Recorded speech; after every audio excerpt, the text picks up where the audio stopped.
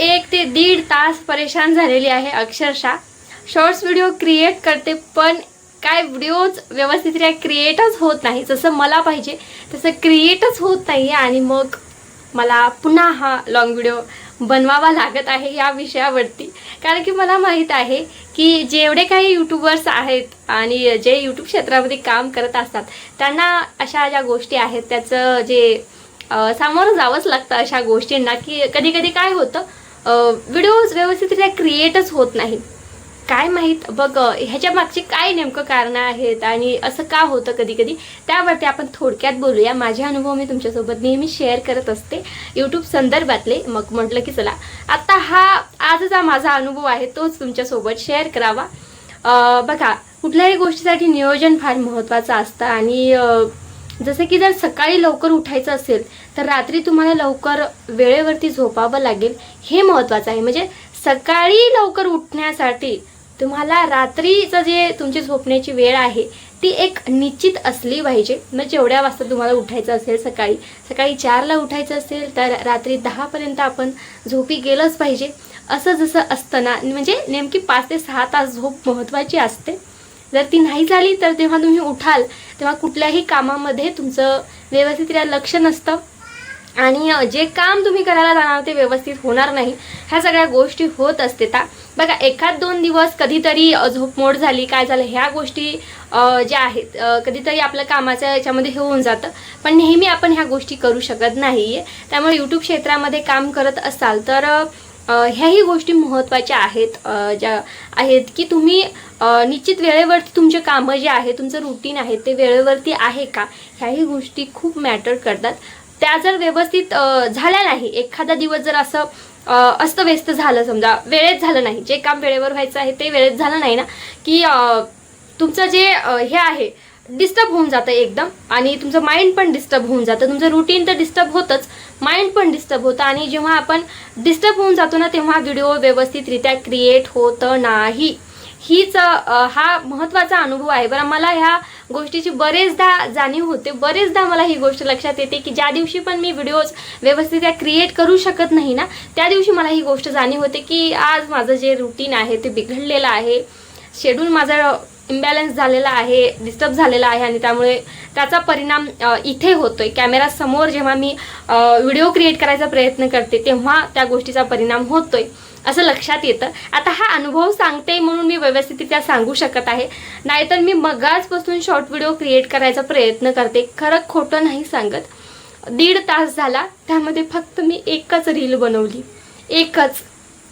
आणि मग पुन्हा मी मध्येच काहीतरी फोन येणार कोणाचा, मध्येच कोणाचं तरी काय, असं म्हणजे काय होतं, डिस्टर्ब होतो आपण. आणि त्यामुळे व्यवस्थित व्हिडिओ क्रिएट होत नाही. म्हणजे किती महत्त्वाचं आहे बघा, जर व्हिडिओ क्रिएट करायचा असेल तर जसं तुमची इच्छाशक्ती महत्त्वाची आहे ना, तसं तुमचं रुटीन देखील महत्त्वाचं आहे आणि तुमचं आजूबाजूचं वातावरण देखील महत्त्वाचं आहे. तेव्हा काय होतं, नेहमी असं विचार करते मी, गावाकडे गेले ना की व्हिडिओ क्रिएट करेन, असं वाटतं गावाकडचे व्हिडिओ क्रिएट करेन, एडिट करेन आणि मग ते तुमच्यासोबत शेअर करेन. पण इकडे तसं सर्व ठरवते मी. आणि गावाकडे गेलं ना की अक्षरशः काय होतं की तिथल्या वातावरणामध्ये आणि त्या याच्यामध्ये सगळेजण असतात आणि आपण बऱ्याच दिवसानंतर गेलेलो असतो ना, सगळेजण बोलत वगैरे असतात, आपल्याला मनच लागत नाही व्हिडिओ क्रिएट करण्यामध्ये. व्हिडिओ क्रिएट म्हणजे शूट जरी केले ना तरी ते एडिट पण करू वाटत नाही. अक्षरशः कसा दिवस निघून जातो कळत नाही. अक्षरशः गावी गेले ना तर काही काम पण नसतं, वहिनी आई वगैरे सगळे तेच कामं करतात. मी असं काय करत नाही, मुलं वगैरे सांभाळायचे, बस आपलं मस्त राहायचं हेच असतं. पण तरी पण कंटाळा येतो. म्हणजे तिथल्या वातावरणामध्ये गेलं की आपण 1-2-3 दिवसासाठी जात असतो, 8 दिवसासाठी जात असतो आणि मग तिथेच आपण असं गुंतून जातो आणि व्हिडिओ नाही क्रिएट होत. म्हणजे एक असं होतं ना, मला काय शब्दात सांगता येत नाही. असं तुमच्यासोबत पण होतं का की एखाद्या दिवशी व्हिडिओज क्रिएट करता येत नाही, एखाद्या दिवशी तुम्ही व्हिडिओसाठी तयार जरी झालात तरी तुम्हाला हवे तसे व्हिडिओज क्रिएटच होत नाहीत. मी अक्षरशः परेशान झाले. मला असं का होतंय. आज अनन्याला पण म्हटलं आज माझं रुटीनच बिघडलं म्हणलं सकाळपासून. सकाळी 3 जेव्हा स्कूलला गेली तेव्हा मी उठले नाही, परत झोपी गेले मी. आणि त्याच वेळी मी सकाळी जरा उठले असते आणि एक माइंडसेट असलं असतं माझं की चला पटपट आवडते आणि व्हिडिओज क्रिएट करायचे आहेत. हे जे आहे माइंडसेट खूप महत्त्वाचं आहे आपलं.